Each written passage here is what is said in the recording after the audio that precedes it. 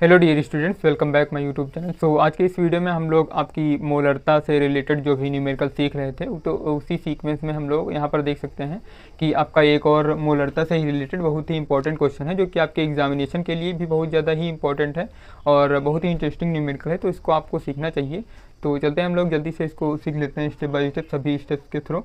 तो यहाँ पर आप देख सकते हैं हमको क्वेश्चन में गिवन है कि चीनी के सीरे के 214.2 ग्राम में 34.2 ग्राम चीनी, यानी जिसका सूत्र होता है C12H22O11 है। चीनी के सीरे की मोलरता क्या होगी? तो यहाँ पर आपको जो क्वेश्चन में बेसिकली दिया गया है वो आपको यहाँ पर दिया गया है चीनी के सीरे। हम जानते हैं कि जो चीनी का सीरा होता है, यानी जो चीनी होती है, उसको अगर हम गाढ़े एक बर्तन में, एक पात्र में हम लोग यहाँ पर ये हम मान लेते हैं कि ये रेड वाले जो डॉट हैं ये हमारे क्या हैं, वाटर के जो हैं वो मॉलिक्यूल हैं, यानी अणु हैं।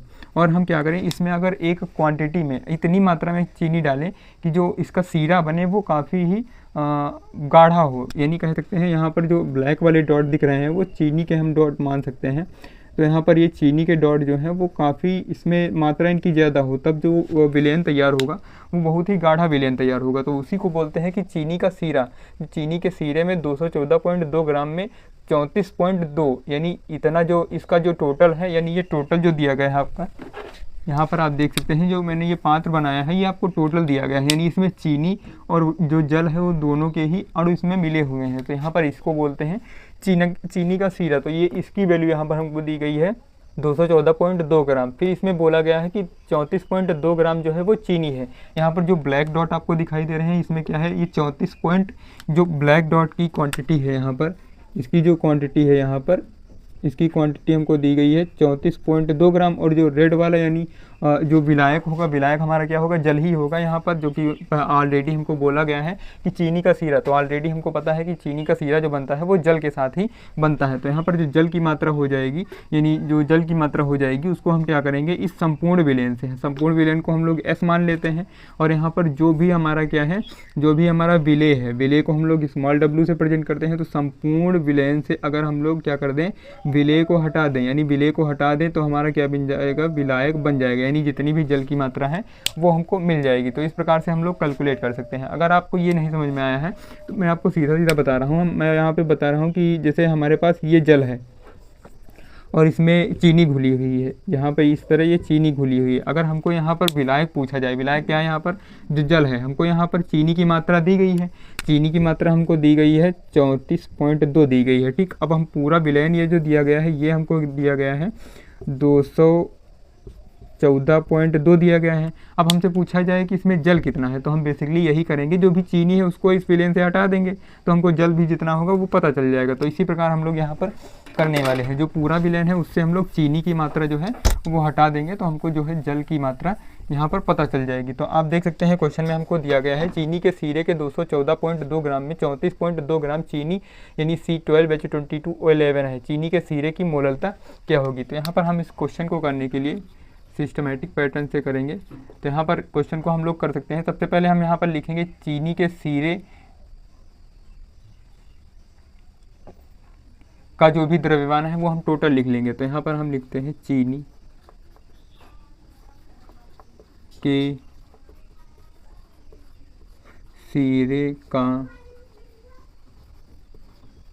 द्रव्यमान, चीनी के सीरे का ये टोटल द्रव्यमान है, हम इसको पूरा विलयन मान सकते हैं, यानी इसमें चीनी भी है और इसमें जल भी है। चीनी का सीरा तभी कहलाएगा। तो यहाँ पर हम इसको मान लेते हैं कैपिटल S, यानी सॉल्यूशन। तो यहाँ पर इसकी मात्रा हो जाएगी 214.2 और ये ग्राम में गिवन है। फिर हमको यहाँ पर दिया गया है जिसमें क्या है 34.2 ग्राम जो है चीनी है। हम जानते हैं कि जब जल में मिलाया जाएगा तो यहाँ पर चीनी जो हो जाएगी वो विलेय हो जाएगी, क्योंकि इसकी क्वांटिटी जो है वो कम है, और जो जल हो जाएगा वो विलायक हो जाएगा। तो हम यहाँ पर मान सकते हैं कि 34.2 जो है वो विलेय पदार्थ की मात्रा है, यानी विलेय पदार्थ का द्रव्यमान है। तो यहाँ पर हम लिखेंगे विलेय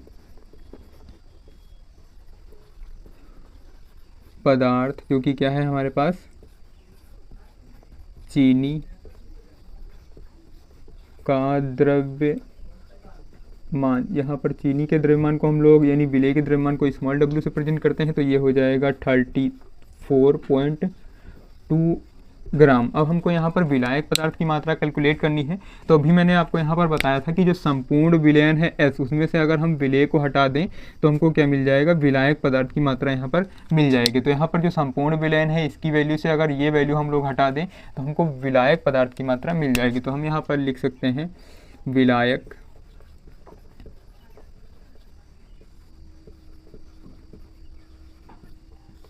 पदार्थ की मात्रा, जिसको हम लोग कैपिटल W से प्रेजेंट करते हैं। और इसको हम लोग क्या करेंगे, जो S है संपूर्ण विलयन है, उससे हम लोग विलेय को हटा देंगे तो हमको विलायक की मात्रा मिल जाएगी। यानी जो जल है, यानी जो सीरा है, उससे हम लोग चीनी को ही हटा देंगे तो हमको जितना जल मिलेगा वही हमारा क्या होगा, विलायक पदार्थ हो जाएगा। तो संपूर्ण विलयन का वैल्यू हमको दी गई है 214.2 माइनस 34.2। तो हम लोग यहाँ पर इसको माइनस करेंगे तो यहाँ से 2 से 2 जाएगा तो 0 बचेगा, 4 से 4 जाएगा, 2 के बाद दशमलव है तो दशमलव लगाया, फिर यहाँ पर 4 से 4 गया 0 बचा।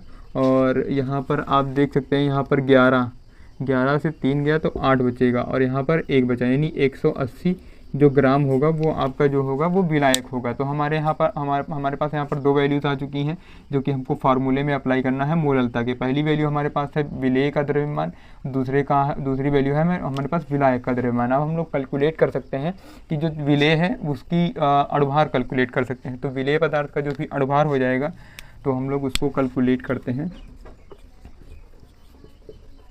विलेय पदार्थ का अणुभार को हम लोग स्मॉल m से प्रेजेंट करते हैं और जिसका भी अणुभार हमको कैलकुलेट करना होता है उसका हम लोग यहाँ पर छोटा सा सूत्र प्रेजेंट कर देते हैं। तो ये हो जाएगा C12H22O11। तो यहाँ पर इसका हम लोग जानते हैं कि कार्बन का जो परमाणु भार होता है वो होता है 12 और यहाँ पर 12 ही कार्बन परमाणु है तो यहाँ पर 12 से मल्टीप्लाई कर देंगे हम लोग, ये हो जाएगा 12। प्लस में ऑक्सीजन का परमाणु भार होता है 1 इंटू में 22, यहाँ पर हाइड्रोजन का परमाणु भार होता है 1 और यहाँ पर 22 हाइड्रोजन परमाणु है तो यहाँ पर हम 22 से गुणा कर देंगे। प्लस में ऑक्सीजन का जो परमाणु भार होता है वो होता है 16 और यहाँ पर हम लोग 11 ऑक्सीजन है हमारे पास तो 11 से यहाँ पर मल्टीप्लाई कर देंगे। तो यहाँ पर 12 बराबर हम हो जाएगा 144 प्लस ये हो जाएगा 22 प्लस 16 दहम 160 और 10 70 और 176, ये हो जाएगा 100। तो यहाँ पर इन सभी टर्म्स को हम लोग ऐड कर लेंगे तो ये हो जाएगा 6 और 4 10 तो 12 के यहाँ पर 2 हो जाएगा, 12 का 2 हो जाएगा। फिर यहाँ पर हासिल चलेगा 1 तो 7 4 11 और 11 2 13 और 1 14 का 4 हो जाएगा, हासिल चला 1। तो यहाँ पर 1 2 और 1 ये 3 हो जाएगा तो ये 342 ग्राम पर मोल जो है आपका अणुभार कैलकुलेट हो जाएगा। तो हम लोग इस साइड में आप क्या करते हैं, इसका फार्मूला अप्लाई करके और सभी वैल्यूज़ को पुटअप करके इसको हम लोग सॉल्व कर लेते हैं। तो यहाँ पर जो मोललता का फार्मूला होता है जिसको हम लोग प्रेजेंट करते हैं स्मॉल m से, small m is equal to में स्मॉल w अपॉन में स्मॉल m इंटू में कैपिटल W इंटू का क्या हो जाएगा 1000 हो जाएगा। तो यहाँ पर स्मॉल w की वैल्यू हम लोग देख सकते हैं, इस यहाँ पर कैलकुलेट किया था 34.2। तो यहाँ पर स्मॉल w की वैल्यू कितनी हो जाएगी 34.2 अपॉन में स्मॉल m की वैल्यू हम लोगों ने निकाला है 342 इंटू में कैपिटल W की वैल्यू कितनी है 180 है तो ये हो जाएगी 180 इंटू में क्या रहेगा हमारा यहाँ पर जो विलायक का द्रव्यमान आया है वो ग्राम में आया है तो ऊपर हम लोग 1000 से गुणा करेंगे। तो यहाँ से हम लोग दशमलव हटाएंगे, नीचे 0 बढ़ जाएगा तो ये 0 से 2 0 कैंसिल हो जाएंगे और यहाँ पर आप देख सकते हैं ऊपर भी कितना आ गया 342 अपॉन में 342 गुणे में 18 इंटू में क्या हो जाएगा 10 हो जाएगा। तो ये 342 से 342 कैंसिल हो जाएगा।